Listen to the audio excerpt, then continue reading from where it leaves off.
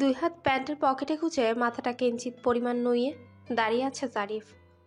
দরজা খুলে সামনে তাকাতে লিয়া অ্যাসোস্টেনিট হয়ে যায়। লিয়া ঠিক দেখছে কিনা তা বিশ্বাস করতে পারছে না। লিয়া হতবাক নজরে সামনে দাঁড়ানো সুঠামদেহের সুদর্শন মানবের পানে স্থির চাহনিতে চেয়ে রইল। দরজা খোলার শব্দ পেয়ে জারিফ কিছুটা অস্বস্তি নিয়েই মাথাটা তুলে তাকায়। দাঁত দিয়ে নিজের ঠোঁট কামড়ে ধরে সুগভীর শান্ত নজরে লিয়ার মুখশ্রীতে তাকায়। লিয়ার মুখে এখনো বিন্দু বিন্দু পানি জমে আছে। লিয়াকে একদম বেলি ফুলের মতো, বেলি ফুলের পাপড়ির ন্যায় স্নিগ্ধ লাগছে। টানা টানা হরিণী নজর জোড়া ঘুমানোর জন্য একটু ফোলা ফোলা। লিয়া বিস্মিত কাটাতে এলোমেলো দৃষ্টি ফেলে। লিয়া কি বলবে ভেবে পাচ্ছে না। আর এই সময় জারিফের এখানে আসার কারণও বুঝে আসছে না। কিয়ৎকাল ধরে নানান প্রশ্ন লিয়ার ছোট্ট মস্তিষ্ক জুড়ে ঘুরপাক খেতে থাকে। জারিফের আসার কারণ কি? তবে উনি কি এখনই বিচ্ছেদ চান? সেজন্যই কি এখনকার হুট করে আগমন? এসব ব্যাপারেই কথা বলতে আসছে কি? এসব কিছু ভেবে লিয়া আড়ালে তপ্ত নিঃশ্বাস ফেলে। কি বলে কথা বলবে তা ভেবে না পেয়ে আচমকা হুট করেই বলে ওঠে, কি চাই? লিয়ার এহেন প্রশ্নে হতবিহব্বল জারিফ। আশ্চর্য, এটা কেমন ধরনের প্রশ্ন? লিয়ার প্রশ্নে জারিফের খানিকটা রাগও হয়। জারিফের মনে হচ্ছে ও কোনো ফকির আর সাহায্য চাওয়ার জন্য লিয়ার দরজায় এগিয়ে এসেছে। সেই জন্য লিয়াও এমন প্রশ্ন করছে। এমনিতেই ভেতরে ঢুকতে গিয়ে অনেক ঝামেলা পোহাতে হয়েছে জারিফের। সেখানে মেজাজ যথেষ্ট খারাপ আছে। আবার এখন লিয়ার এমন কথা। মেন গেটের দায়িত্বে থাকা মাঝবয়সী ডিউটিরত সদস্য কিছুতেই অপরিচিত কাউকে ঢুকতে দেবেন না। ক্যান্টনমেন্ট হলো সংরক্ষিত এরিয়া। এর ভেতরে জনসাধারণ প্রবেশ নিষেধ। কারো আত্মীয় হলে তাকে এসে খাতায় স্বাক্ষর দিয়ে নিয়ে যেতে হবে, এছাড়া নয়। লোকটার কাটকাট কথা ছিল এটা। সেখানে জারিফ লিয়ার বাবার নাম বলে। লোকটা জিজ্ঞেস করে যে আপনি ওনার কে। জবাবে কি বলবে তাই নিয়ে জারিফের দ্বিধা শেষ ছিল না।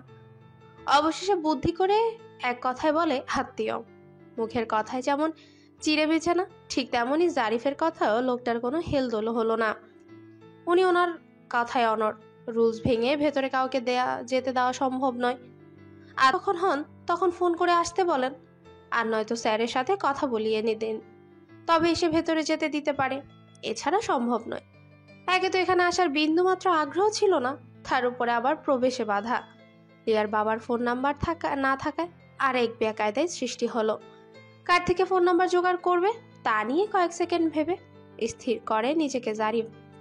তাসনিমের কাছে ফোন করে নম্বর পাওয়া যাবে, কিন্তু তাসনিমের কাছে কল দিতে ইচ্ছে হলো না। অবশেষে তুষারের নম্বরে কল লিস্ট থেকে বের করে। আর নাতাশার জন্মদিনের বাসায় ফিরে তুষার কল দিয়েছিল। অনেক ঘাটাঘাটি করার পর তুষারের নম্বর কল লিস্টে পায়। অবশেষে তুষার থেকে এনামুল খানের ফোন নাম্বারটা নিয়ে কল দেয় জারিফ। সালাম দিয়ে বেশ ভদ্রভাবেই কথা বলে। খানিকটা জড়তা নিয়ে নাতাশাকে নিয়ে আসার কথা বলে। গেটে দাঁড়িয়ে আছে এটা বলতে এনামুল খান ফোনটা ডিউটিতে থাকা সদস্যের কাছে দিতে বলেন। অবশেষে জারিফ ভেতরে আসার পারমিশন পায়। লিয়া নিজের করা প্রশ্নে নিজেই ভেবাচাকা খায়। সাথে সাথে হাতের নখ কামড়ে ধরে তড়িৎ জড়তা নিয়ে বলে ওঠে, মানে আপনি? জারিফ কিছু বলার আগেই জারিফের পেছন থেকে নাতাশা বেরিয়ে আসে। ঝকঝকে দাঁত বের করে শব্দ করে হাসতে থাকে। লিয়ার দিকে কয়েক পা এগিয়ে আসে। নরম গোলগাল ছোট ছোট দুহাতে লিয়াকে চাপটে ধরে উচ্ছ্বাসিত কণ্ঠে বলতে থাকে, মামি সারপ্রাইজ কেমন হলো সারপ্রাইজটা? বাচ্চা মেয়েটার শ্রুতি মধুর কণ্ঠটা শ্রবণেন্দ্রিয়ে সারা ঝাঁকানোর সাথে সাথে লিয়ার মন শিহরিত হয়ে ওঠে। এত সুন্দর ডাকে লিয়ার মনটা পুলকিত হয়ে ওঠে। লিয়া নাতাশার সামনে হাঁটু কেড়ে বসে, দুহাতে নাতাশার মুখটা আঁচল করে ধরে মিষ্টি হেসে কোমল স্বরে বলে, শোনো তুমি, কি খবর? কেমন আছো তুমি? নাতাশা দুহাতে লিয়ার গলা জড়িয়ে ধরে হাসি খুশি প্রাণোচ্ছল ভাবে ফের ধীরে ধীরে সুন্দর করে বলতে থাকে, আমি ভালো আছি। তোমাকে দেখে আর একটু একটু বেশি ভালো আছি। তুমি তো আমার খোঁজ নাও না, তোমাকে দেখতে আমি চলে আসলাম। লিয়া নাতাশার দুগালে চুমু খায়, মিষ্টি হেসে বলতে থাকে, ভালো করেছো কিউটি পাই। লিয়া আর নাতাশার মিষ্টি সম্পর্কটা দেখে জারিফের ভালো লাগে। জারিফ কপাল কুঁচকে দুজনের আলাপন দেখতে থাকে। লিয়া উঠে দাঁড়িয়ে নাতাশার এক হাত ধরে বলে, ভেতরে চলো শোনা। নাতাশার হাত ধরে ভেতরের দিকে পা বাড়ায় লিয়া। লিয়ার কাজে জারিফের বিরক্তিবোধ আকাশ সম হয়। এখানে আরেকজন দাঁড়িয়ে আছে, তাকে ভেতরে আসার কথা না বলেই সোজা ভেতরে চলে যাচ্ছে। কার্টিসির খাতিরেও তো বলতে হয়, অদ্ভুত। জারিফ ফোঁস করে নিঃশ্বাস ছাড়ে। ভেতরে যেতে জারিফের অস্বস্তি হচ্ছে। যেখানে একবারও ভেতরে যাওয়ার কথাই বলল না, সেখানে একা একা ভেতরে গেলে বেহায়ার মতো যাওয়া হবে। জারিফ হালকা কেশে নাতাশাকে ডেকে বলে ওঠে, নাতাশা, আমি বাইরে ওয়েট করছি, কিছুক্ষণ পর নিচে চলে এসো, কেমন? আমি নিচে আশেপাশেই থাকবো। নাতাশার সাথে লিয়াও মাথা ঘুরিয়ে পেছনে তাকায়। তাকাতেই জারিফের চোখে চোখ পড়ে। লিয়ার দাঁত দিয়ে জিহ্বায় কামড় দেয়, আর মনে মনে আওড়ায়, এরে ভুলেই তো গেছি, ওনাকে তো একবারও ভেতরে আসতে বলিনি। আর জনাবের যে ইগো মাইন্ড করে বসেছেন হয়তো অলরেডি। লিয়া গলা ঝেড়ে নিয়ে মৃদু আওয়াজে বলতে থাকে। ভেতরে আসুন। জারিফ নির্বিকার ভঙ্গিতে স্পষ্ট স্বরে আওড়ায়, না, ঠিক আছে, একটু ফাস্ট নাতাশাকে পাঠিয়ে দিও, আমি নিচে গাড়িতে ওয়েট করছি। এরই মধ্যে রাজিয়া সুলতানা আসেন। প্রথমে নাতাশাকে উদ্দেশ্য করে দু একটা কথা বলেন। জারিফ সালাম দেয়। সালামের উত্তর দিয়ে রাজিয়া সুলতানা অমায়িক হেসে বলেন, মাত্রই লিয়ার আব্বু ফোন করে বলল তোমাদের কথা। আগে থেকে জানলে গেটে বলে রাখলে সমস্যা হতো না। তুমি কিছু মনে করো না বাবা? জারিফ নম্র স্বরে বলে, না আন্টি, ঠিক আছে, সমস্যা নেই, এটা তো এখানকার রুলস, আমারই ভুল, প্রথমে আঙ্কেলের সাথে যোগাযোগ করলে ভালো হতো। রাজিয়া সুলতানা আদুরি গলায় বলেন, বাবা ভেতরে আসো। এই লিয়া, এখনো বাইরে দাঁড় করিয়ে রেখেছিস? ভেতরে নিয়ে বসতে দে। লিয়া একবার মায়ের দিকে তাকালো, আরেকবার জারিফের দিকে। লিয়া ভাবছে উনি তো ভেতরে আসবেন না। লিয়ার ভাবনার মাঝেই লিয়াকে অবাক করে দিয়ে জারিফ ভেতরে পা বাড়ায়। ড্রয়িং রুমে জারিফকে বসতে দেওয়া হয়। জারিফ 3 আসন বিশিষ্ট সোফার এক পাশে বসে ফোন কল করছে। লিয়া নাতাশাকে সাথে নিয়ে ওর রুমে যায়। জারিফের সামনে থাকতে কেমন যেন লজ্জা লাগছে, তাই বসতে দিয়ে নাতাশাকে নিয়ে চলে এসেছে। লিয়ার বিছানার উপর নাতাশা বসে আছে, সামনে অনেক খেলনা ছড়ানো ছিটানো। লিয়া একটা রিমোট কন্ট্রোল হেলিকপ্টার দেখাচ্ছে আর বলছে, এটা আমার ভাইয়ের ছিল। নাতাশা মিষ্টি হেসে বলে, ও তাই? আচ্ছা মামি, তোমার ভাই এখনো খেলনা খেলে? লিয়া এক হাতে নাতাশার গালটা একটু টিপে দিয়ে বলে, এই যে খেলনাগুলো দেখছো না, এইসব খেলনা আমার আর আমার ভাইয়ের ছিল। আম্মু সব খেলনা যত্ন করে স্মৃতি হিসেবে রেখে দিয়েছে। আর যত রান্নাবাড়ির হাঁড়ি পাতিল ছিল দেখছো, এগুলো সব আমার। আম্মু বলে আমি নাকি রান্না বান্না খেলা খুব পছন্দ করতাম, সেই জন্য এত এত খেলনা হাঁড়ি পাতিল কিনে দিত। আমার ভাই তো অনেক খেলনা ভেঙে ফেলেছে। নাতাশা আবদার করে বলে, মামি, তাহলে তুমি এখন আমার সাথে রান্না বান্না খেলো, আমি রান্না করে খেলতে চাই। লিয়া প্লাস্টিকের খেলনা গ্যাস এবং এক হাতে ঠিক করে বসায়, উপরে পাতিল কড়াই বসিয়ে বলে, এই যে দেখো রান্না করছি, কি রান্না করবো বলো তো? গোশ আর পোলাও। এরই মধ্যে রাজিয়া সুলতানা আসেন। মেয়ের কাণ্ড জ্ঞান দেখে অবাক হন। জামাই ওখানে একা একা বসে আছে, আর মেয়ে ঘরে বসে বসে উফ। দীর্ঘশ্বাস ফেলে লিয়ার কাছে এগিয়ে আসেন। মুখাবয়ে বিরক্তি ভাবটা ফুটিয়ে একটু ফিসফিসিয়ে বলে, এ কি লিয়া, তুই এখানে? জারিফ ওখানে একা একা বসে আছে, নাতাশাকে সাথে নিয়ে ওখানে সোফায় বসে গল্প করতে পারতিস তো। লিয়া মনে মনে আওড়ায়, উনি যে নাতাশার জন্য আসতে বাধ্য হয়েছেন তার কেউ না জানলেও আমি খুব ভালো করেই জানি। ওনার সামনে থেকে শুধু শুধু ওনাকে বিরক্ত করার মানেই হয় না।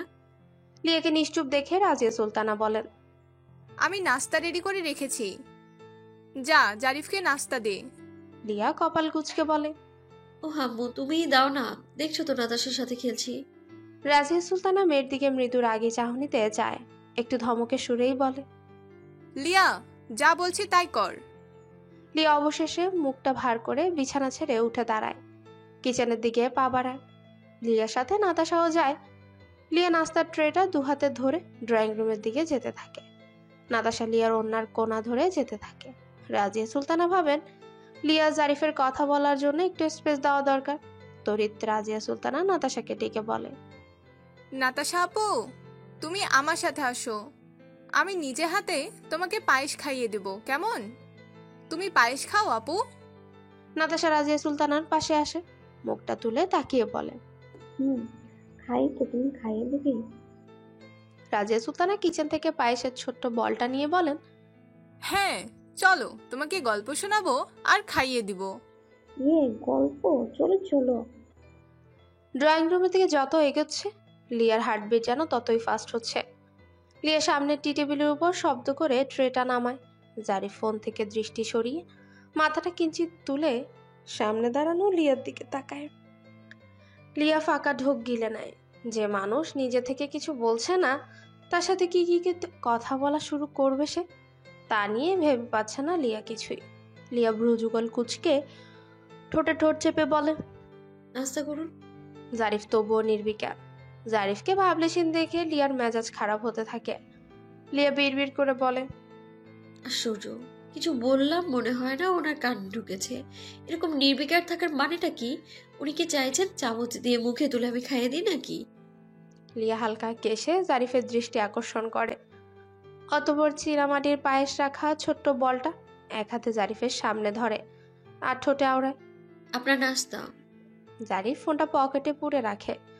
লিয়ার মুখশ্রীতে এক নজর তাকায়, অতপর লিয়ার হাতের দিকে ডান বাড়িয়ে লিয়ার থেকে বলটা নেয়।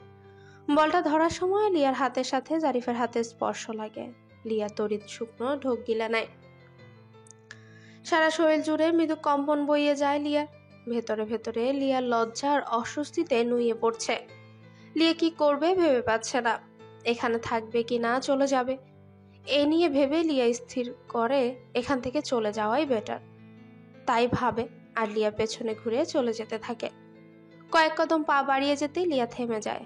শীতল কণ্ঠের আওয়াজ কর্ণদয় ভেদ করে নিয়রণে সারা জায়গাতে লিয়ার পা থেমে যায়। তোর পড়াশোনার কি খবর? জারিফ লিয়াকে উদ্দেশ্য করে শীতল গলায় শুধায়। লিয়া ঘুরে জারিফের দিকে তাকায়। ওনার কোড়া আঙ্গুলে বেঁচাতে থাকে। খেয়ালি নজরে জারিফের দিকে তাকায়। কিয়ৎক্ষণ পরেই ক্ষীণ আওয়াজে ঠোঁটে আওড়ায়, আলহামদুলিল্লাহ ভালো।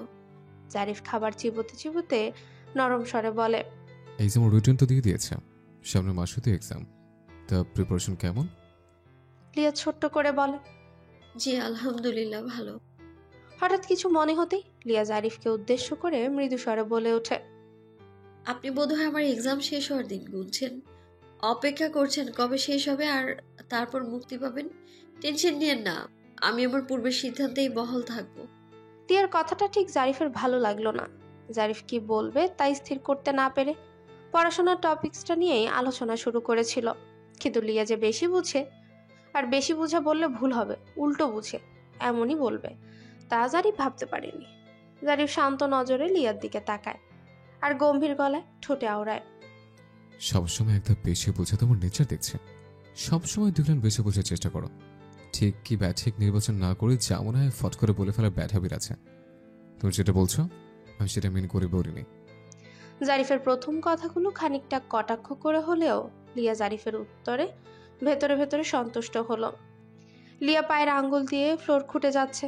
জারিফ লিয়াকে শুধায়, নাতাশা কোথায়? না মানে দেখছি না। আবু নাতাশাকে খাইয়ে দিচ্ছে। জারিফ কয়েক চামচ মুখে দিয়ে বলটা টেবিলের উপর নামিয়ে রাখে। এক গ্লাস পানি নিয়ে কয়েক ঢোক পানি খায়, সময় দেখে নেয়। অতপর লিয়াকে উদ্দেশ্য করে নরম কণ্ঠে বলে, সন্ধ্যা আসছে, নাতাশাকে এবার বুঝিয়ে হলেও পাঠাও প্লিজ। অত সহজে রাজি হবে না, তুমি বললে হয়তো শুনবে। লিয়া ঘাড় নাড়িয়ে হ্যাঁ সূচক উত্তর দেয়, যার অর্থ ঠিক আছে। জারিফ রাজিয়া সুলতানার সাথে সৌজন্যমূলক আচরণ করে আর বিদায় নেয়। মেন দরজার কাছে আসতে হঠাৎ করে নাতাশা আবদার করে বলে ওঠে, মামা, মামিকে নানা বাসায় নিয়ে চলো না, আমি মামিকে নিয়ে যেতে চাই। জারিফ কি উত্তর দেবে ভেবে কুল পাচ্ছিল না। লিয়া একবার জারিফের দিকে তাকায়, তো আরেকবার নাতাশার দিকে। জারিফ কিছু বলার আগেই নাতাশার গালে হাত রেখে মিষ্টি করে বলতে থাকে, কিউটি পাই, আমার কলেজ আছে, সামনে এক্সাম, বুঝতেই পারছো পড়াশোনা নিয়ে কতটা ব্যস্ত থাকবো। আর তোমার যদি আমার কথা মনে পড়ে তুমি নিজেই চলে এসো কেমন? দরকার পড়লে তোমার নীল মামুকে বলবে, নীল মামু নিয়ে আসবে। লিয়ার শেষের কথাগুলো শুনে জারিফের রাগ হয়। জারিফ মনে মনে লিয়ার প্রতি অসন্তুষ্ট হয়। জারিফ ভাবে, ওদিকে নীলের যেমন লিয়াকে নিয়ে আগ্রহের কমতি নেই, এদিকে এনারও তো নীলকে নিয়ে কম আগ্রহ নেই দেখছে। ফট করে নীলের কথা বলার খুব প্রয়োজন ছিল নাকি? এসব কথা মনে মনে ভাবলেও মুখে কিছুই বলে না। নাতাশা ঠোঁট উল্টে বলতে থাকে, ঠিক আছে মামি। জারিফ সিঁড়িতে পা দিবে এমন সময় একজন মাঝবয়সী মহিলা সিঁড়ি বেয়ে উপরে ওঠে। জারিফ সাইড হয়ে একপাশে দাঁড়ায়। ভদ্র মহিলা আর চোখে বারবার জারিফকে দেখতে থাকে। মহিলাটা উঠতেই জারিফ নামতে থাকে। মহিলাটা ঘাড় বাঁকিয়ে একবার জারিফের দিকে তাকালো, তো আরেকবার লিয়া আর নাতাশার দিকে। লিয়াদের সামনের ফ্ল্যাটেই থাকে। ভদ্রমহিলা কপাল কুঁচকে নাতাশাকে ইশারা দেখিয়ে প্রশ্ন করে, লিয়া, এটা কে? লিয়া স্বাভাবিকভাবেই বলে। এ হলো নাতাশা। লিয়ার এমন উত্তরে মহিলার কপাল কুঁচকে যায়। ভাবেন এটা আবার কেমন উত্তর।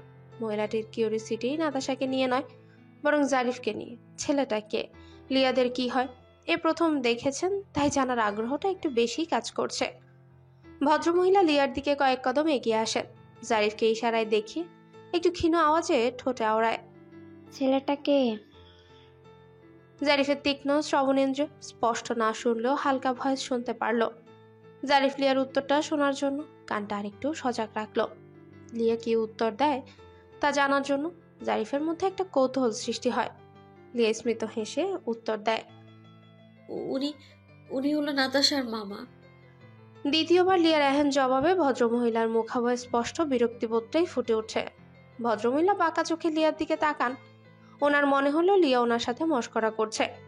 মশকরা ছাড়া কেউ কখনো এমন জবাব দেয় নাকি? আশ্চর্য। লিয়ার এমন জবাব দেখে জারিফও বেশ অবাক হয়। জারিফ ভাবল, লিয়া তো সত্যি করে জবাবই বলতে পারত, তবে লিয়া বলল না কেন? তবে কি লিয়া সত্যি ওর সিদ্ধান্ত অটল থাকবে? আর লিয়ার এতটা কঠোর সিদ্ধান্তের পেছনে অন্য কোনো কারণই বা আছে কি? লিয়ার নিচ পর্যন্ত আসে। নাতাশা হাত নাড়িয়ে বাই বলে জারিফের সাথে চলে যেতে থাকে। ওদের যাওয়ার পরে এক দৃষ্টিতে তাকিয়ে থাকে লিয়া।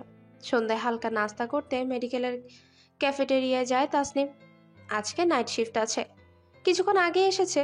ভেতরে গিয়ে একটা বার্গার আর এক কাপ কফি হাতে নিয়ে বসার জন্য নিরিবিলি টেবিল খুঁজতে থাকে।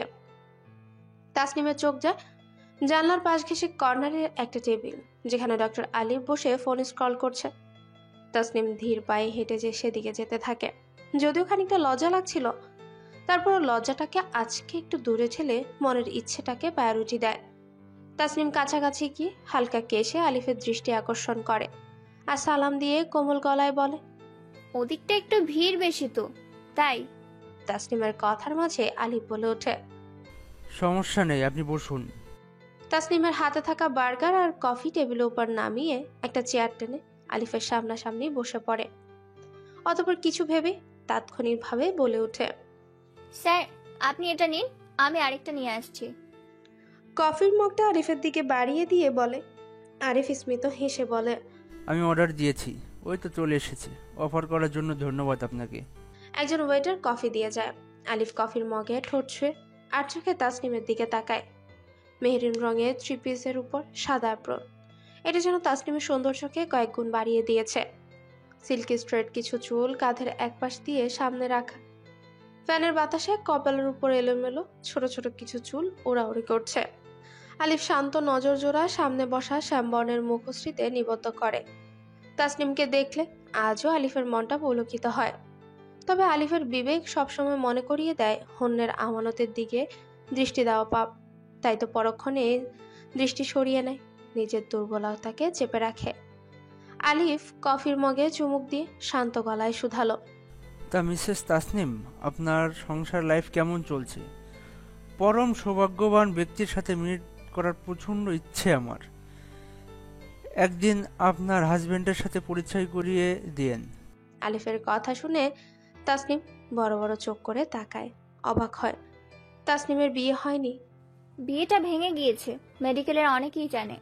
আর স্যারের কথা শুনে মনে হচ্ছে স্যার বোধহয় এখনো জানে না। 3 সপ্তাহের বেশি হবে বিয়ে ভেঙেছে। বিষয়টা অনেকে জানলেও স্যার জানে না, তা এখন স্যারের কথাই স্পষ্ট। আর স্যারের না জানারই কথা। স্যার তো আর সবার সাথে ওইভাবে মেশে না।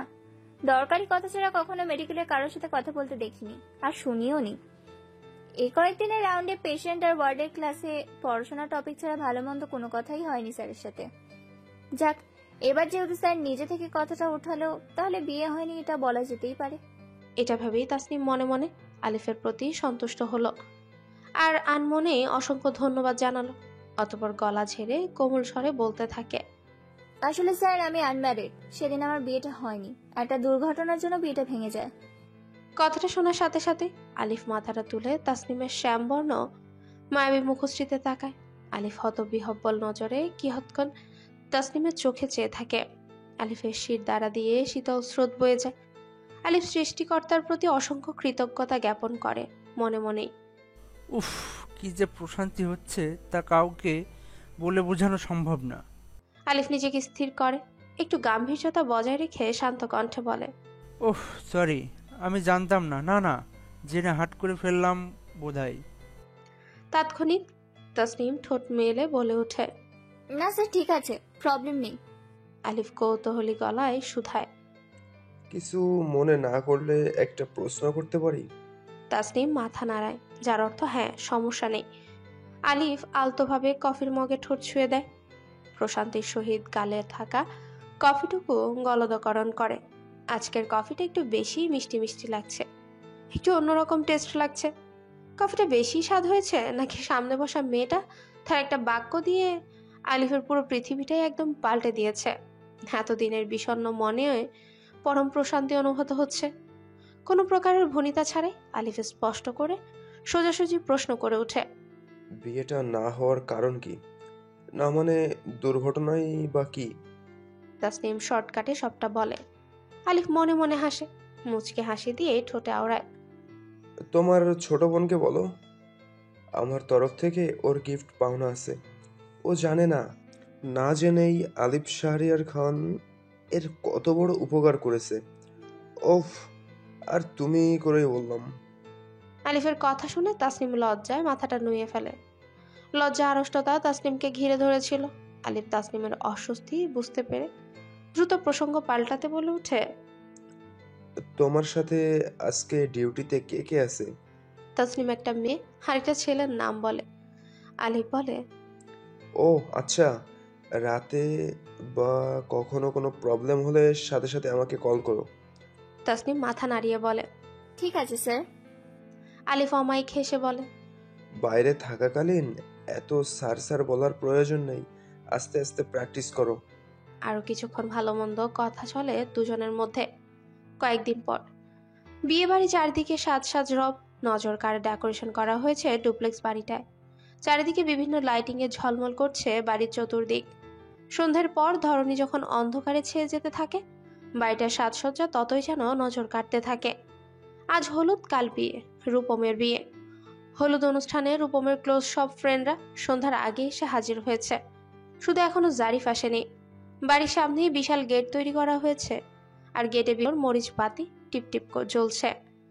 গেট দিয়ে একটা গাড়ি আসতে থাকে, এসেই পার্কিং লনে আরো কয়েকটা গাড়ি আছে, সেখানে দাঁড় করায়। জারিফ নেমে একটু এগিয়ে আসতেই ওর ফ্রেন্ডরা এগিয়ে আসে। রোহান গমগমে স্বরে বলতে থাকে, এই জারিফ, তোর এখন আসার সময় হলো, কখন থেকে তোর জন্য ওয়েট করছি। জারিফ এক হাতে চুলগুলো ব্যাক ব্রাশ করতে থাকে আর বলে, আজকে আসার প্ল্যান ছিল না, কালকে একেবারে বিয়েতে অ্যাটেন্ড করতাম, বাট তোর অতিরিক্ত ফোন কল আসতে বাধ্য হলাম। রোহানের সাথে রূপমের আরো একটা ফ্রেন্ড শাওন ছিল।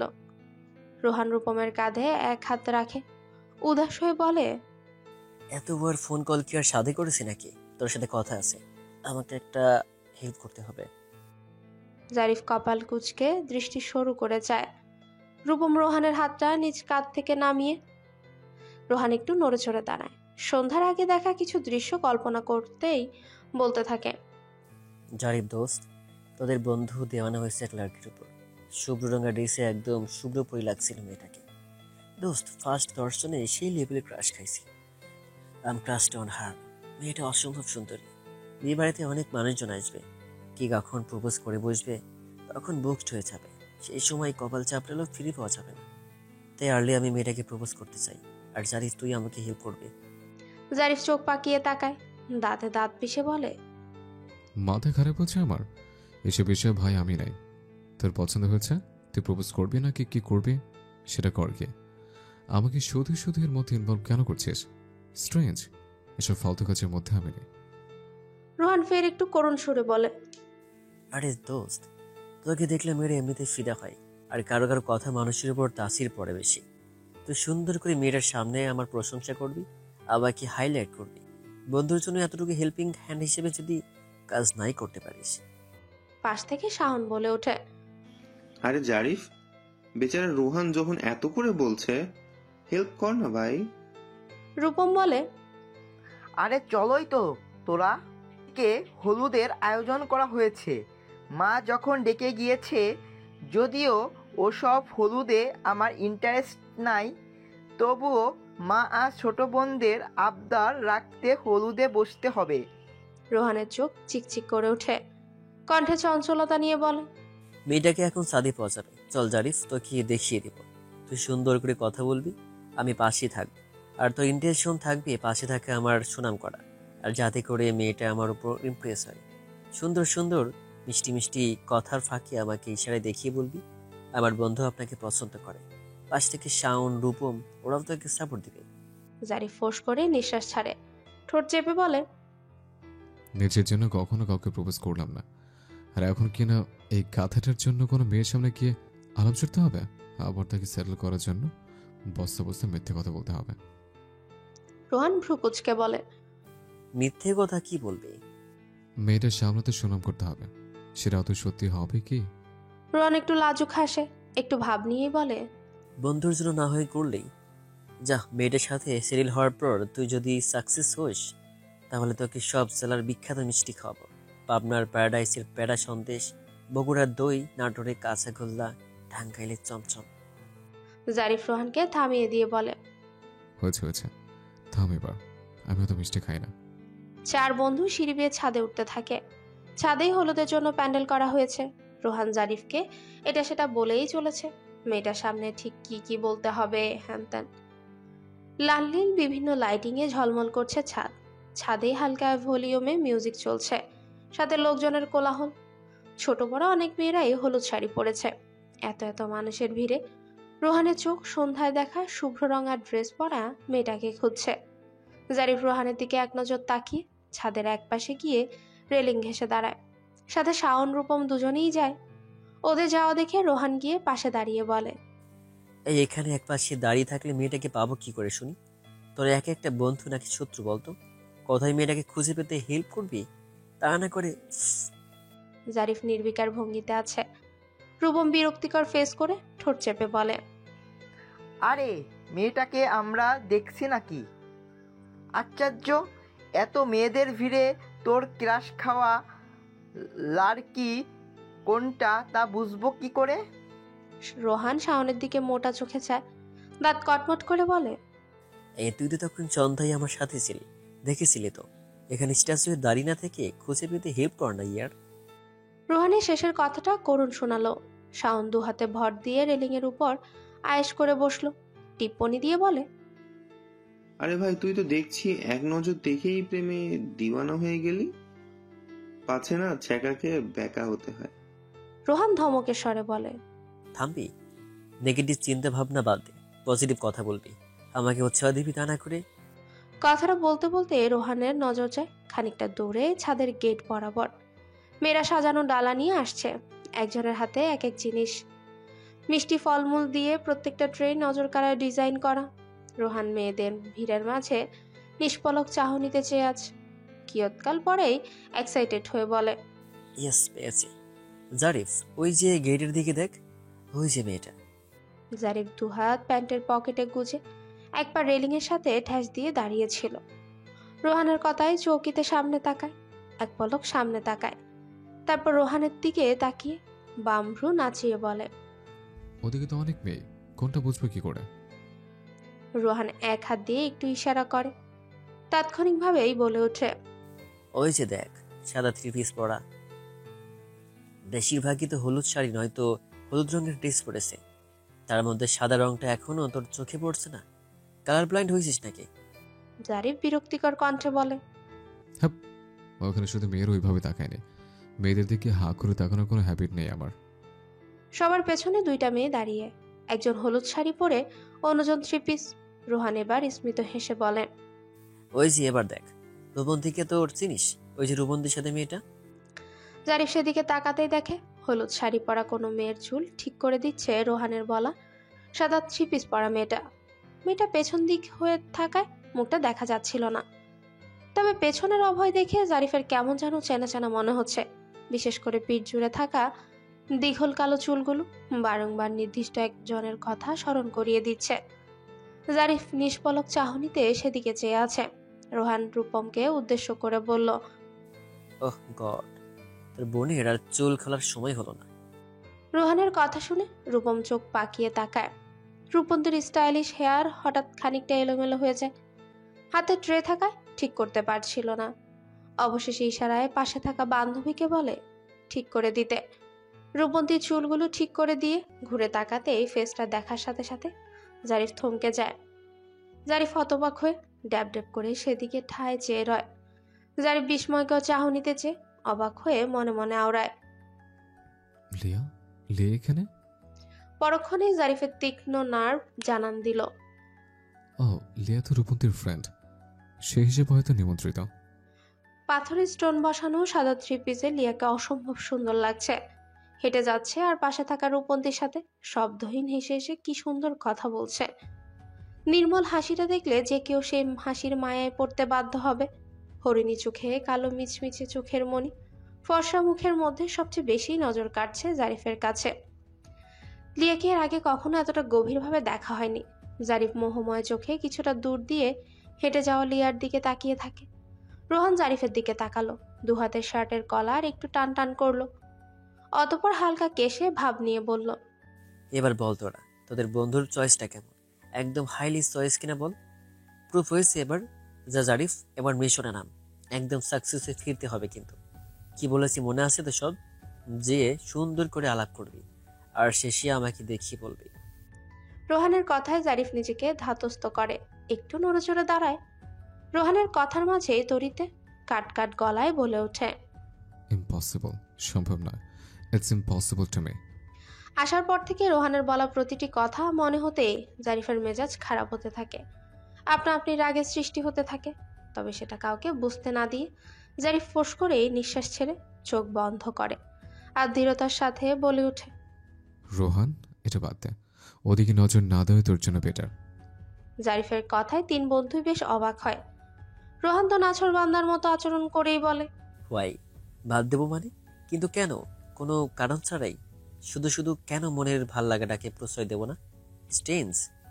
জারিফ দু আঙ্গুলে কপাল স্লাইড করতে করতে মনে মনে আওড়ায়, ভুল করে ভুল মানুষকে পছন্দ করে ফেলেছিস বন্ধু। এত একটা মেয়ে থাকতে তোর কিনা লিয়াকে পছন্দ করতে হলো। উফ। নীলের কথাটা এখন খুব মনে হচ্ছে জারিফের। এরকম গাছাড়া ভাব এর জন্য তোর সুন্দর পিচ্চি বউটার মন দখল করে। তোর সামনে দিয়ে ফুরুত করে কে কবে নিয়ে চলে যাবে, তখন আফসোস করে কুল পাবি না। এসব কথা মনে মনেই ভেবে মাথা ছাড়লো জারিফ। রোহানের দিকে তাকিয়ে মুখে সিরিয়াসনেস ভাব ফুটিয়ে শান্ত কণ্ঠে বলতে থাকে, দোস্ত, মেয়েটাকে দেখে আমার কেন যেন মনে হচ্ছে মেয়েটা অলরেডি বুকড। রোহান তাৎক্ষণিকভাবে কপাল কুঁচকে আশ্চর্য হয়ে বলে, হোয়াট? বুক মানে? একজনকে শুধু দেখেই না জেনেই তোর এমন মনে হলো কেন? অদ্ভুত। জারিফ কপাল কুঁচকে বিড়বিড় করে বলে, আমার বউ আর আমি জানবো না? উফ।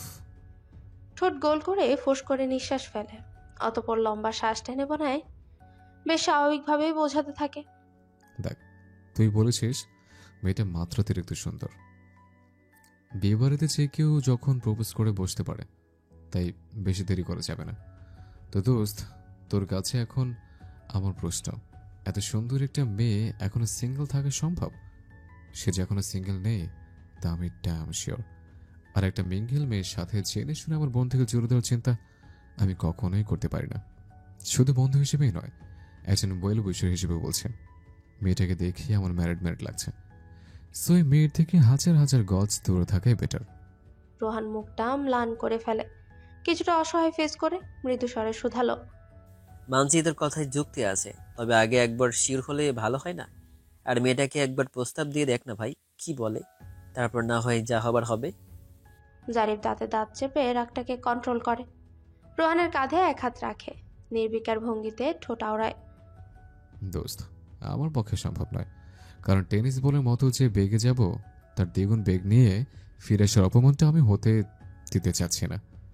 দোস্ত, তো নিশ্চিত থাক এখানে যে পিওর 100% রিফিউজের সম্ভাবনা আছে, তাই এটা বাদ দে। একটু থেমে আশেপাশে দেখিয়ে ফের বলতে থাকে, দেখ আশেপাশে কত হলুদ পরি ঘুরছে। হলুদ শাড়িতে এক একটাকে একদম আকাশ থেকে টুপ করে পর হলুদ পরে লাগছে। আরেকটা খুঁজলে লাল নীল সবুজ পরিও পাওয়া যাবে। তুই সিলেক্ট করবি, দরকার পড়লে সেখানে আমি নিজে গিয়ে রিকোয়েস্ট করে তোকে সেটেল করার ব্যবস্থা করব। তবুও ভাই এই শুভ্র পরীকে বাদ দে। শেষের কথাটা একদম ক্ষীণ আওয়াজে বলে, যা কিনা বাকিদের কান অব্দি পৌঁছায় না। রোহান মুখটা কাচুমাচু করে ফেলল। জারিফের সুচতুর কথা রোহানের উপর যথেষ্ট ইফেক্ট ফেলে। রোহান বেচারা খুব আপসেট হয়ে মুখটা ভার করে রাখে। সব ঠিক ছিল, এর মধ্যে হঠাৎ রূপম ফোড়ন কেটে বলে, এই জারিফ, রোহানকে এরকম উল্টোপাল্টা বোঝাচ্ছিস কেন? রোহান তো লিয়ার কথা বলছে দেখছি, রূপুর ফ্রেন্ড লিয়া। আমি যতদূর জানি আনম্যারিড। আর তোর লিয়াকে দেখে এরকম মনে হওয়ার কারণ কি? রূপমের কথায় রোহানের চোখ আবারও চকচক করে ওঠে। একটু আগের দমে যাওয়া মনটা ফের নেচে ওঠে। চৌকিতে জারিফের দিকে চায়, দাঁতে দাঁত পিষে বলে, এই জারিফ তো আমাকে পুরাই কনফিউজ করে দিচ্ছিল। যাজ্ঞা, রূপম দোস্তকে অসংখ্য ধন্যবাদ। এর মধ্যে রূপন্তি এসে রূপমকে উদ্দেশ্য করে বলে, এই ভাইয়া এখানে এভাবে দাঁড়িয়ে থাকবি? ওদিকে সব কমপ্লিট, চল হলুদ শুরু করতে হবে তো, সবাই ওয়েট করছে। রূপম বন্ধুদেরকে উদ্দেশ্য করে চল বলে যেতে থাকে। জারিফ মনে মনে ভাবে, উফ, সব ঠিকই ছিল, মাঝখানে রূপমটা আবার না চেনে উস্কে দিল এই রোহানকে। রূপম কিছু ভেবে কয়েক কদম পিছিয়ে আসে, রোহানকে উদ্দেশ্য করে বলে, লিয়া রূপন্তের ফ্রেন্ডস, আমার ছোট বোনের মতো। আর লিয়া এ বাড়িতে এখন মেহমান হিসেবে আছে, তাই বলছি তুই কোনোভাবেই লিয়াকে এখন বিরক্ত করতে যাস না। আমাদের বাসায় আছে, এখন কেউ ওকে এসব বিষয় নিয়ে বিরক্ত করলে সেটা মোটেও ভালো দেখাবে না, কথাটা মাথায় রাখিস। আর সত্যি যদি তোর ওকে ভালো লেগে থাকতে পারে, পাছে আলাদা করে যোগাযোগ করিস। বুঝতেই তো পারছিস কি বলতে চাইছি আমি। সে এখন এখানে থাকা অবধি লিয়াকে কোনো প্রকার ডিস্টার্ব করবি না, ক্লিয়ার? রোহান মুখাভয় থমথমে করে হালকা মাথা দুলালো, যার অর্থ ঠিক আছে। জারিফের মাথার উপর থেকে কিছুটা হলেও চিন্তার পাহাড় কমল। জারিফ খানিকটা স্বস্তি বোধ করে। কিছু ভেবেই জারিফ রোহানকে ডেকে বলে, রোহান, আমার মনে হয় মেয়েটা যেহেতু রূপন্তীর ফ্রেন্ড, তাই মেয়েটাকে তোর বোনের নজর দেখা উচিত। রূপন্তীকে তুই নিশ্চয়ই বোনের নজর দেখিস, রাইট? রোহান মাথা নাড়ায়, যার মানে হ্যাঁ। জারিফ খুব সিরিয়াসলি বলে, সো সেই দিক দিয়ে ধরলে রূপন্তীর ফ্রেন্ড হলো তোর বোন। ওকে দেখলে বোন বোন ফিলিংস আনবে, একদম নিজের বোনের নজরে দেখবে, বুঝলি? জারিফের এমন অদ্ভুত কথা শুনে রোহান সহ শাওন দুজনেরই কপালে কিঞ্চিত ভাঁজ পড়ে। রোহান তড়িৎ বলে ওঠে, আমার বোনের অভাব নেই, তাই মেয়েটাকে বোন ভাবার প্রশ্নই আসে না। তো দরকার বলে তুই বোনের নজরে দেখিস। সেটা ভাবা আমার জন্য পাপ হবে। জারিফ সহসা বলে। জারিফের কথা রোহানের বোধগম্য হলো না। রোহান পাল্টা প্রশ্ন করে বসে, বুঝলাম না। ব্যাপার না, ঠিক সময় মতো বুঝিয়ে দেব। আগে সবটা ঠিক হোক, দেন বুঝাবো। সবাই নাচ গান নিয়ে বিজি। অত ভিড়ের মধ্যে লিয়ার ভালো লাগছিল না। রূপন্তীকে বলে ছাদের একপাশে নিরিবিলি জায়গায় রেলিং ঘেঁষে দাঁড়ায় সে। রূপন্তীর পরিবারের সদস্যরা ছাড়া বাকি আত্মীয়দেরকে চেনে না সে। না চেনাটাই স্বাভাবিক। যদিও রূপন্তী নিকট আত্মীয় স্বজনের সাথে লিয়ার পরিচয় করিয়ে দিয়েছে, সবাই কত সুন্দর মিশুক স্বভাবের, তারপরেও লিয়ার আনিজি লাগছে। আজকে হলুদ আসার প্ল্যান কোনো কালেই ছিল না। ইনভাইট রক্ষার্থে রিসেপশনে আসবে, এটাই লিয়ার প্ল্যান ছিল। কিন্তু হুট করে রূপন্তী আজ বিকেলে লিয়াদের বাসায় চলে যায়। রাজিয়া সুলতানার কাছে রিকোয়েস্ট করে বলে। প্রথমে রাজি হচ্ছিলেন না। দুই পরিবারের মধ্যে অনেকদিন আগে থেকে সম্পর্ক ভালো থাকায় রাজি হন তিনি। মাঝে মাঝে আসা যাওয়া হয়। রাজিয়া সুলতানা লিয়ার মন মানসিকতার কথা ভেবেও আসতে মত দেন। লিয়াকে সবসময় কিছুটা নিয়ে টেন্স দেখায়, আর মেয়ে যে কি নিয়ে চিন্তিত তা ওনার কাছে স্পষ্ট। তাই মাইন্ড রিফ্রেশ করার জন্য ভেবে লিয়াকে কয়েকবার বলে কয়ে রাজি করায়। অবশেষে আজ সন্ধ্যায় একটু আগে আসছে লিয়া। রূপমের কাজিন পার্টিরা নাচানাচি হই হুল্লোড় করছে, সবাই দর্শক হয়ে দেখছে। জারিফের দু চোখ বারংবার লিয়াকে খুঁজছে। জারিফ বন্ধুদেরকে একটা কল করার আছে বলে চেয়ার ছেড়ে উঠে আসে। রূপন্তীকে দেখতে পায় সামনের সারিতে চেয়ারে বসে নাচ দেখছে। লিয়াকে দেখতে না পেয়ে জারিফের চিন্তা হয়, এখানে আসার পর যে 2 থেকে 3 বার লিয়াকে দেখেছে, সবসময় রূপন্তীর সাথেই ছিল। জারিফ স্পষ্ট চিন্তিত, তার মুখাবয়ে চতুর্দিকে নজর বুলাতে থাকে। খানিকটা হেঁটে গিয়ে অবশেষে একপাশে ফাঁকা জায়গায় রেলিংয়ের পাশেই লিয়াকে দাঁড়িয়ে থাকতে দেখে আর স্বস্তির নিঃশ্বাস ফেলে সে। জারিফ লিয়ার পাশে গিয়ে দাঁড়ায়। কড়া পারফিউমের গন্ধ নাকে পৌঁছাতেই লিয়া 2 সেকেন্ড লাগে মানুষটাকে তাও চিনতে। অনেকক্ষণ আগেই লিয়া জারিফকে দেখেছে। প্রথমে অবাক হয়, কিছুক্ষণ পরেই বুঝতে পারে রূপম ভাইয়ার ফ্রেন্ড উনি। আর তখনই মস্তিষ্কে চাপ দিয়ে মনে করে, কয়েক মাস আগে ফিজিক্স প্রাইভেট পড়ার সময় কথা প্রসঙ্গের উপর বলেছিল তো। জারিফের সামনে লিয়া এমন অ্যাটিটিউড শো করছে যে দেখেও না দেখার অ্যাক্টিং করে আছে সে। লিয়া 2 হাতে বুকে গুজে নির্বিকার ভঙ্গিতে দাঁড়িয়ে আছে। জারিফ লিয়ার পাশে দাঁড়িয়ে হালকা কেশে গম্ভীর গলায় শুধালো, তোমার আর কদিন বাদে এক্সাম? পড়াশোনা বাদে তুমি এই সময় ঘুরে বেড়াচ্ছ? লিয়া নির্বিকার, দৃষ্টি দূরে নিবদ্ধ করে ঠায় চুপচাপ আছে। কোনো ভ্রুক্ষেপ নেই জারিফের কথায়। লিয়ার কোনো উত্তর না পেয়ে জারিফ কিছুটা মোটা স্বরেই বলে, কি হলো? কিছু বললাম, আনসার দিচ্ছ না যে? লিয়া জারিফের দিকে না তাকিয়ে জবাবে তাড়া করে বলে ওঠে, আমার পরীক্ষা নিয়ে মানুষের এত মাথা ব্যথা জানা ছিল না তো। জারিফ আর চোখে লিয়ার দিকে চায়। কিয়ৎকাল পর কণ্ঠে গম্ভীরতার ছাপ রেখে ঠোঁট আওড়ায়, আন্টি আঙ্কেল কেউ আসেনি। বিয়ে বাড়িতে তোমার একা একা এইভাবে আসা খুব দরকার ছিল কি? কত অচেনা অচেনা মানুষজন, সিকিউরিটিরও তো একটা ব্যাপার আছে। লিয়া এবার ঘুরে দাঁড়ায়। জারিফের মুখাবয়ে এক পলক তাকায়, আশেপাশে ঘাড় ঘুরিয়ে নেয়, অতঃপর ঠোঁট মেলে বলে, কই আন্টি আঙ্কেল, আপনার বাবা মা কাউকে তো দেখতে পাচ্ছি না। ওনারা তো আসেনি, তবু তো আপনি আসছেন আর এখনো দিব্যি আছেন। লিয়ার কথা শুনে তড়িৎ জারিফের রাগ হয়। রাগটাকে কন্ট্রোল করে বেশ স্বাভাবিকভাবে শান্ত গলায় বলে, লিয়া, আমি তোমার সাথে মজা করছি না, আর না তো ফাসলামো করে বলছে, আমি সিরিয়াসলি বলছি। লিয়া আড়ালে মুচকে হাসে, যা জারিফের দৃষ্টিগোচর হলো না। শান্ত কণ্ঠে জারিফের কথাটাই ফের রিপিট করল, আমিও সিরিয়াসলি বলছি। লিয়ার উপর রাগটা তরতর করে বেড়ে যায়। রাগটা কন্ট্রোল করে নিশ্চুপ রয়। জারিফকে নিশ্চুপ দেখে লিয়া ভেতরে ভেতরে মুচকি হাসে। লিয়ার প্রতি জারিফের যে অধিকার বোধ সৃষ্টি হচ্ছে, এটা দেখে লিয়ার মন্দ লাগছে না, বরঞ্চ খুব ভালোই লাগছে। লিয়া এবার নম্র স্বরে বলে, আসলে রূপু বিকেলে বাসায় গিয়েছিল, অনেক করে বললো তাই আসতে হয়েছে, না আসলে মন খারাপ করতো। লিয়ার কথায় জারিফ সন্তুষ্ট হতে পারল না। জারিফের গাম্ভীর্যতা বজায় রেখেই বলে ওঠে, সেটা ঠিক আছে। রূপন্তের ফ্যামিলি তোমার পরিচিত, বাট বিয়ে বাড়ির সব আত্মীয়রা তো তোমার পরিচিত না। সো একা না এসে আন্টির সাথে আসলে বেটার হতো। লিয়া তেরা জবাবে বলে, আমাকে নিয়ে ভেবে অযথা টাইম ওয়েস্ট করবেন না। ঠিক আছে আমি আর ভবিষ্যতেও থাকবো ইনশাআল্লাহ। আমাকে নিয়ে না ভেবে আপনি এই সময়গুলো এনজয় করুন সবার সাথে। আর আমার মনে হয় আমার ব্যাপার নিয়ে মাথা ঘামানোর কোনো কিছুই নেই মানুষের।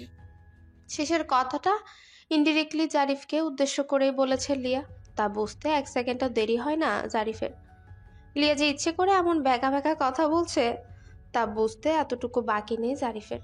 জারিফ ভাবে, এখানে লিয়ার সাথে কথা বলাই বেকার। ওর ইন্টেনশন আমাকে ইগনোর করা আর মেসেজটা খারাপ করে দেওয়া। এখানে আর কিছুক্ষণ থাকলে রাগটা কন্ট্রোল করতে না পেরে লিয়ার সাথে মিসবিহেভ করে বসতে পারি। সেটা ভেবে জারিফ আর কথা না বাড়িয়ে চলে যায়। জারিফের যাওয়ার দিকে তাকিয়ে লিয়া মনে মনে আওড়ায়, সরি আপনার সাথে এইভাবে রূঢ় আচরণ করার জন্য, আপনাকে ইগনোর করে কথা বলার জন্য। I am really very sorry, খুব সরি। একটা কথা আছে না, তুমি যত ছায়া থেকে দূরে সরে যাবে, ছায়া তত তোমার কাছে আসবে। ঠিক তেমনি ভাবে আপনার প্রতি আমার এই ইগনোরই আপনাকে আমার দিকে আকৃষ্ট করতে বাধ্য হবে। আপনি সেদিন বলেছিলেন অ্যাক্সিডেন্টকে কখনো মেনে নেওয়া যায় নাকি কখনো কেউ মেনে নিয়েছে, তুমিই বলো। আপনার এই কথাটা সব থেকে বেশি আমার হার্ট করেছিল। আমি চাই আপনি নিজ থেকে কোনো একদিন বলবেন এই অ্যাক্সিডেন্টটা আপনার জীবনকে সব থেকে লাকি করেছে, আপনাকে পৃথিবীর সৌভাগ্যবানদের একজন করেছে। লিয়া হতাশার দীর্ঘশ্বাস ছেড়ে ফের অস্পষ্ট স্বরে আওড়ায়, আমি কারো দায়িত্ব হয়ে থাকতে চাই না, আমি দুজনের সুখের ঠিকানা হয়ে থাকতে চাই। দিন শেষে আমার প্রিয় মানুষটাকে আমাকে বলবে তুমি আমার সুখের ঠিকানা। কেন বোঝো না? শুধু রেসপন্সিবিলিটি নয়, একে অপরের পরিপূরক হিসেবে থাকতে চাই। লিয়া মনে মনে তাচ্ছিল্য হাসে, বিড়বিড় করে ঠোঁট নাড়ে। হয়তো আমার স্বপ্ন শুধু স্বপ্নই রয়ে যাবে, তারপরেও আশা নিয়েই তো মানুষ বাঁচে। ছাদে এখন নাস্তার পর্ব চলছে। গোল টেবিলে একটু দূরে দূরে সেট করা। মেয়েরা এক পাশে বসেছে, ছেলেরা আরেক পাশের টেবিলে। তবে মাঝে অল্প দূরত্ব। ছাদে মুরব্বীরা নেই, সব বাচ্চা পার্টিরা। এক টেবিলে রূপম ওর ফ্রেন্ড, সাথে কয়েকজন কাজিন। অপর টেবিলে রূপন্তী আর মেয়ে কাজিনরা। রূপন্তীর বয়সী একটা মেয়ে কাজিন অনেক কথার মাঝে লিয়াকে উদ্দেশ্য করে বলে, লিয়া, তোমার ইচ্ছে কি? না মানে সামনে তো এক্সাম। এক্সামের পর কোথায় ভর্তি হবে? এক্সামের পরে প্ল্যান কি? বুয়েট, বিআইটি নাকি মেডিকেল? লিয়া কফির মগে ঠোঁট ছুঁয়ে বলতে থাকে, এক্সামের পর নানু বাসায় ঢাকায় যাব। ওখানে উদ্ভাসে ভর্তি হব, ভার্সিটিতে ভর্তি প্রিপারেশন নেব। আর ইঞ্জিনিয়ারিং বা মেডিকেল নয়, আমার ফার্স্ট চয়েস পাবলিক ভার্সিটি, ভালো কোনো সাবজেক্ট। রূপন্তী ফোড়ন কেটে বলে, এখানে থেকে প্রিপারেশন নিলে সমস্যা কোথায়? এখানে কি অ্যাডমিশনের প্রিপারেশন নেওয়ার কোচিং সেন্টার অভাব পড়েছে নাকি? লিয়া সোজাসুজি বলে ওঠে, অভাব নেই, তবে সমস্যা কিছু আছে। এই শহরের মানুষকে এতদিন অনেক জ্বালিয়েছি, তাই এখন আর জ্বালাতে যাচ্ছি না। মেয়েটা বলে, তোমার কথা শুনে খুব হাসি পেল। দারুণ মজা করে কথা বলো দেখছি তুমি। ওইদিকে বন্ধুদের সাথে কথা বললেও খেয়ালি নজরে লিয়াকে দেখছে জারিফ। লিয়ার কথা শুনে জারিফ ভাবে, লিয়ার সমস্যাটা কোথায়? ওর এতটা হার্ড হওয়ার কারণ কি? জারিফের ভাবনা ছেদ ঘটিয়ে রোহান বলে, এই জারিফ, রাতে ব্যাচেলার পার্টি করব। রাত 12টার পর ছাদেই হবে। তুই তো মনে হয় থাকবি না। না মানে তখন তো ফোনে বলছিলি এসে ঘন্টা খানেক পরেই চলে যাবি, তাই বলছি।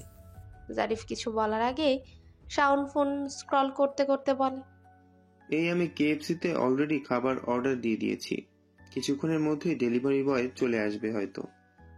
রোহান ফের বলে, এই গরম পড়েছে খুব, সাথে কোল্ড ড্রিঙ্কস অর্ডার করেছিস, বেশি করে কোল্ড ড্রিঙ্কস অর্ডার দে। জবাবে শাওন বলে, দিয়েছি। রোহান ফের জারিফকে শুধালো, জারিফ, তুই কি রাতে থাকবি? কি হলো বলছিস না যে? জারিফ সামনের টেবিলে বসা লিয়ার দিকে এক নজর চাইলো। ফোনে স্কল করতে করতেই ঠোঁট আওড়ায়। আছি আমি। রোহান অবাক হয়ে সরু চোখে চায়, অবাক গলায় বলে, আজকে আসতেই যেখানে রাজি হচ্ছিল না, আর এখন কেন বলছিস রাতে থাকবি? আমার তো বিশ্বাসই হচ্ছে না। তাহলে আসার আগে ফোনে অত নাটক করলি কেন বলতো? রোহানের প্রশ্নে জারিফ কিছুটা অপ্রস্তুত হয়। জারিফ কিছু বলবে তার আগেই সামনের টেবিল থেকে রূপন্তী রূপমকে গলা ছেড়ে ডেকে বলে, এই ভাইয়া, তোরা ব্যাচেলার পার্টি করবি? আমাদেরকেও নিতে হবে কিন্তু, তাই আগেই বলছি বেশি করে খাবার অর্ডার দে। রূপম তড়িৎ বেগে ধমকে সুরে বলে, চুপ, যা ঘুমিয়ে পড় গিয়ে, বাচ্চারা এলাও না। এই রূপম, চারটা লুঙ্গি আর সাথে কালো চশমার ব্যবস্থা কর দোস্ত। রোহান একটা চেয়ারে বসে সামনে আরেকটা চেয়ারে পা টান করে গায়ে দিয়ে ফোন স্কল করছে। শাওনের কথার মাঝে রোহান ফোরনকে বলে, কেন এই রাতের বেলা সাথে কি করবি? সাথে লুঙ্গি পরে, সাথে কালো চশমা চোখে দিয়ে আশেপাশের পরিত্যক্ত ডোবা থেকে মাছ ধরতে যাবে? রোহানের কথা শুনে সামনের টেবিলে বসা মেয়েরা মুখ টিপে হাসে। শাওন দাঁতে দাঁত চেপে বলে, বললাম না ব্যাচেলার পার্টি করব। আজকের রাতটাকে স্মরণীয় করে রাখার জন্য লুঙ্গি চশমা পরে লুঙ্গি ড্যান্স আর কালা চশমা গানে উড়াদুরা ড্যান্স হবে। রূপম ভ্রুযুগল কিঞ্চিত কুচকে ফেলে, অতঃপর গলা ছেড়ে বলে, লুঙ্গি পরি আর উড়াধুরা ড্যান্স করতে গিয়ে মান সম্মানের 12টা বাজায়, এটা সম্ভব নয়, অন্য কিছু বল। আজকের ব্যাচেলার পার্টিতে নাচ গান চলবে দোস্ত। আরে নাচ গান বাজনা ছাড়া পার্টি জমে না ইয়ার। সাথে বিয়ার হলে আরো জমতো ভালো। শাওনের কথা শুনে জারিফ ফোন থেকে দৃষ্টি সরিয়ে এক নজর শাওনের দিকে চায়। অতঃপর জারিফ শান্ত কণ্ঠে বলতে থাকে, পার্টি মানেই গান বাজনা, সাথে ড্রিঙ্কস। এসব বেজাতীয় কালচার অনুসরণ না করা বেটার। এনজয় সারানোতে বজায় রেখে ভদ্রতার মধ্যে দিয়েও করা যায়। এই যে আমরা বন্ধুরা রূপমের বিয়ে উপলক্ষে এক জায়গায় একত্রিত হয়েছে, আড্ডা দিয়ে সময়গুলো স্পেন্ড করেছে, এটা কি এনজয়েবল নয়? শাওন মৃদু আওয়াজে বলে ওঠে, আসলে আমাদের দেশে এখন সবাই তো এরকম করে থাকে। পার্টি মানেই তো গান বাজনা, হই হুল্লোর সাথে ড্রিঙ্কস, এইসব তো এখন কমন ব্যাপার। জারিফ স্বাভাবিকভাবে স্পষ্ট স্বরে বলে, মাঝে অনেকে করে থাকে, তবে অনেকে করলে যে সেটা রাইট এমন তো নয়। অনেকে ঘুষি দুর্নীতি এর থেকে বেশি কিছু অহরহ করছে, তার মানে কি সেটা রাইট হয়ে গেছে? অনেকের সাথে কম্পেয়ার না করে ভালো মন্দ বাজ বিচার করতে হয়। উচ্ছৃঙ্খলভাবে হই হুল্লোড় এগুলো আসলে সমাজে বিশৃঙ্খলা সৃষ্টি করে, যা মূলত অশান্তি বয়ে আনে। মূলত এটা পাপ কাজ। ছোট ছোট পাপের থেকে বড় বড় পাপের সৃষ্টি হয়। পার্সোনালিটি সম্পন্ন মানুষ কখনো অসার কাজ করে সময় নষ্ট করে না। এখন বিনোদনের কথা বললে আমি বলবো এটা কখনো সুস্থ বিনোদন না। দেখা যায় বিভিন্ন পার্টিতে মদ খেয়ে হৈহুল্লোড় করে অবাধ চলাফেরা করে, যা আসলে অশান্তির সৃষ্টি করে। তাই এইসব থেকে বিরত থাকাই বেটার। জারিফের কথায় রোহান রূপম সহমত পোষণ করে বলে, ঠিক বলেছিস। লিয়া এতক্ষণ মনোযোগ দিয়ে জারিফের কথা শ্রবণ করছিল। এর মধ্যে লিয়ার ফোনে আলো জ্বলে কেঁপে ওঠে। লিয়া ফোনটা রিসিভ করে, একটু দূরেই যায় কথা বলতে। রাজিয়া সুলতানা ফোন দিয়েছে, ভালো মন্দ কথা বলে মেয়ের খোঁজ খবর নিলেন। লিয়া কথা বলে কলটা কেটে আসতে রূপন্তী পাশে গিয়ে দাঁড়িয়ে বলে, এই লিয়া চল ডিনার করে নিবি, আমার ভীষণ ঘুম পাচ্ছে, দু চোখ ভেঙে রাজ্যের ঘুম আসছে। লিয়া কপাল কুঁচকে বলে, একটু আগে তো এটা সেটা খেলাম, এখন আমার আর কিছু খেতে ইচ্ছে করছে না। এমনিতেই রাতে আমি হালকা খাবার খাই, তাই প্লিজ জোর করিস না। ওকে। বলে রূপন্তী আর লিয়া ছাদ থেকে প্রস্থান করে। লিয়া ছাদের গেট বরাবর গিয়ে কেন যেন একবার ঘাটটা হালকা ঘুরিয়ে পেছনে তাকায়। লিয়া সিক্স সেন্স লিয়াকে ভুল প্রমাণ করেনি। লিয়া পেছনে তাকাতেই জারিফের সাথে চোকাচুকি হয়। জারিফ খানিকটা অপ্রস্তুত হয়ে যায়, তৎক্ষণাৎ দৃষ্টি ঘুরিয়ে নেয়। লিয়ার মনে হচ্ছিল কেউ যেন গভীরভাবে লিয়ার দিকে তাকিয়ে আছে। লিয়া এক পলক সেদিকে দেখে ফের পা বাড়ায়, নিচে নামতে থাকে। রূপম আর ওর ফ্রেন্ডরা নিচে না গিয়ে ছাদে বসেই KFC থেকে অর্ডার করা খাবার খায়। এই তো কিছুক্ষণ আগেই ডেলিভারি বয় এসে দিয়ে গেছে। বন্ধুরা মিলে গল্প গুজব করতে করতে রাত 1টা বেজে যায়। রূপম বড় করে হামি দিয়ে বলে, এই চল ঘুমাবি, আমার প্রচন্ড ঘুম পাচ্ছে। রোহান ফাজলামো করেই বলে ওঠে, তোর তো আজকে ঘুম পাবেই, আজকে তো বেশি করে ঘুমিয়ে নিবি, কালকে সারা রাত জাগতে হবে না। রূপম কটমট চোখে তাকায়, তারপর বলে, দিন এখানে শেষ নয়, আজ তোদের দিন বলে নিচ্ছি নে। তোদের সময় কিন্তু সামনে আছে, তাই একটু ভেবে চিনতে বল। রোহান, তোর বাসার রাতে তো আমি ক্লোজ সার্কিট ক্যামেরা লাগিয়ে রাখবো, তুই টেরও পাবি না। বিয়ে বাড়িতে গেস্ট রুম সহ প্রত্যেকটা রুমে বুকড। আত্মীয় স্বজন সহ বাড়ির লোকজন সবাই ঘুমিয়ে পড়েছে এতক্ষণে। কালকেই বিয়ে, বাড়িতে কত শত কাজ আছে, সকাল সকাল উঠতে হবে। রূপম ফ্রেন্ডদেরকে উদ্দেশ্য করে বলে, তোরা আমার সাথে আমার রুমে থাকবি, মনে হয় না কোনো রুম আর ফাঁকা আছে। 4 জন এক বেডে একটু অসুবিধা হবে, আজকের মতো একটু মানিয়ে নিস কেমন? রোহান বলে উঠে, আরে দোস্ত, এটা কোনো বিষয় হলো? আরে আমরা জানি তো বিয়ে বাড়িতে থাকা খাওয়া এসব নিয়ে ধরতেই নেই, আমাকে সারা ছাদে কাটাতে বললেও আমি মাইন্ড করব না। লিয়া রূপন্তী আর ওর কাজিন একসাথে রূপন্তীর রুমে আছে। মাঝরাতে লিয়ার ঘুম ভেঙে যায়। প্রচন্ড পানি পিপাসায় গলাটা একেবারে শুকিয়ে কাট। লিয়া শোয়া থেকে উঠে বসে। রুমে হলুদ রঙের ডিম লাইট জ্বলছে, যার মৃদু আলোতেই সবকিছু স্পষ্ট। রূপন্তী আর ওর কাজিন গুটিসুটি হয়ে বিভোর ঘুমাচ্ছে। দেখে মনে হচ্ছে চোর এসে ওদেরকে চুরি করে নিয়ে গেলেও বুঝে টের পাবে না। এটা ভাবতেই লিয়া শব্দহীন হাসে। রুমের চারদিকে নজর বুলায় লিয়া। কোথাও এতটুকু পানি দেখা গেল না। পানির বোতল বা গ্লাস কিছুই লিয়ার চোখে পড়ল না। এখন পানি না খেলেও ঠিকঠাক চোখে ঘুম ধরবে না। তাই অবশেষে তৃষ্ণা মেটানোর জন্য লিয়া নিচে নামার সিদ্ধান্ত নেয়। রূপন্তী অবশ্য পই পই করে বলেছিল কোনো দরকার পড়লে যেন ডেকে দেয়। এত সুন্দর ঘুমটা ভেঙে রূপন্তীকে জাগাতে ইচ্ছে করলো না লিয়ার। তাই লিয়া নিঃশব্দে কাঠের ভারী দরজাটা খুলে বের হয়। বাইরে উপরের করিডোরে সব লাইটই অফ থাকায় বিদঘুটে অন্ধকার। কয়েক পা যেয়ে লিয়ার মনে হলো মোবাইলটা সাথে আনলে হয়তো ভালো হতো। এখন আর ফিরে মোবাইল আনার ইচ্ছেও হলো না। আর কিছুটা এগিয়ে সিঁড়ির কাছে যেতেই মৃদু আলো আসে। নিচে লিভিং রুমে জ্বলে থাকা লাইটের আলো আসছে। লিয়া নির্ভয় নিচে নামে। এ বাড়িতে এর আগে বেশ কয়েকবার আসা হয়েছে, তাই প্রায় সবকিছুই চেনা জানা লিয়ার। তবে এর আগে কখনো রাত কাটানো হয়নি। লিয়া গুটি গুটি পা ফেলে কিচেনে যায়। একটা গ্লাস নিয়ে ফিল্টার থেকে পানি নেয়, অথবা ঢকঢক করে পানি খেয়ে তৃষ্ণা মেটায়।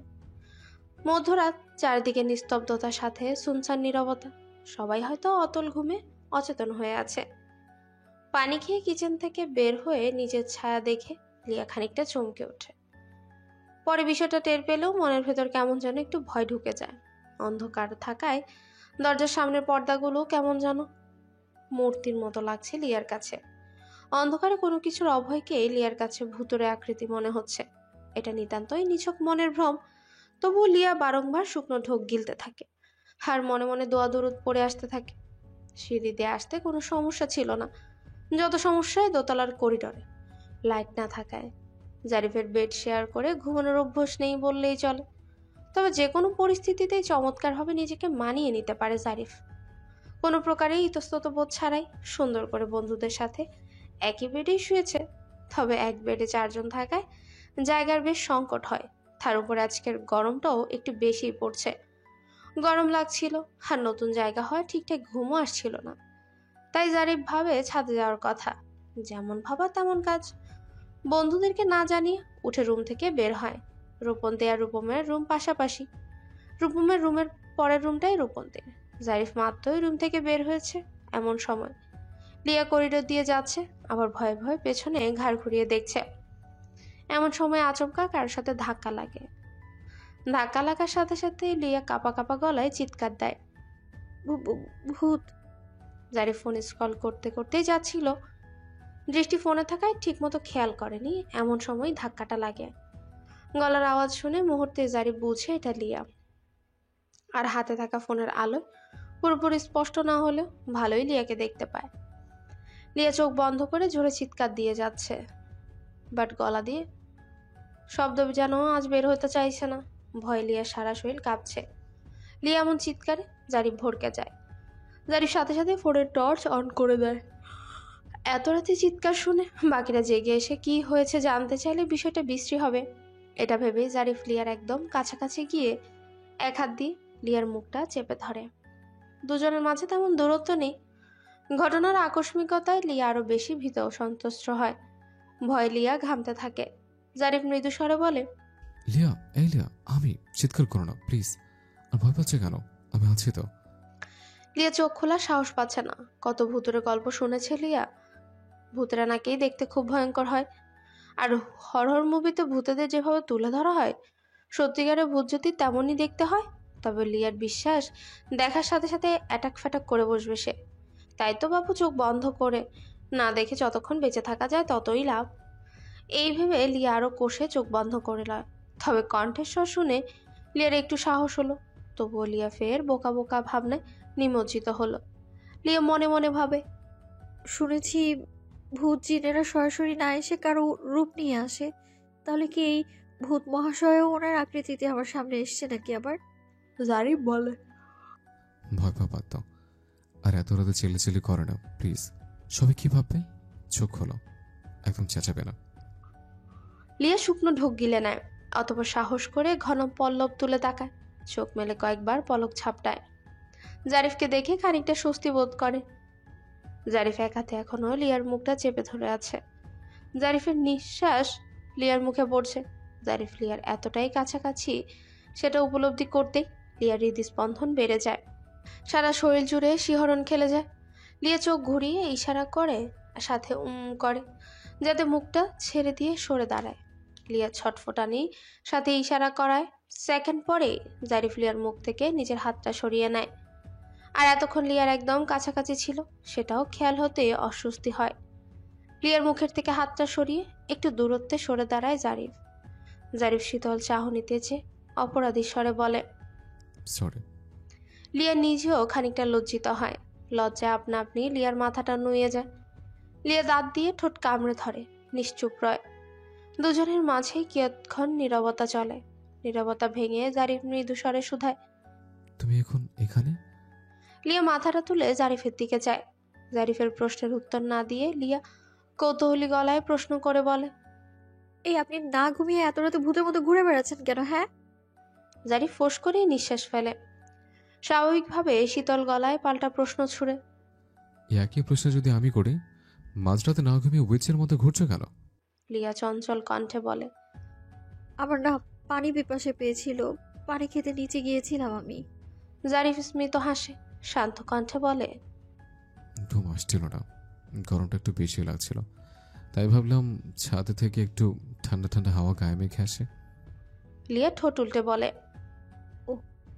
কিয়ৎকাল পরে কিছু মনে হতেই লিয়া সন্দেহের চোখে তাকিয়ে ফের ঠোঁট চেপে বলে,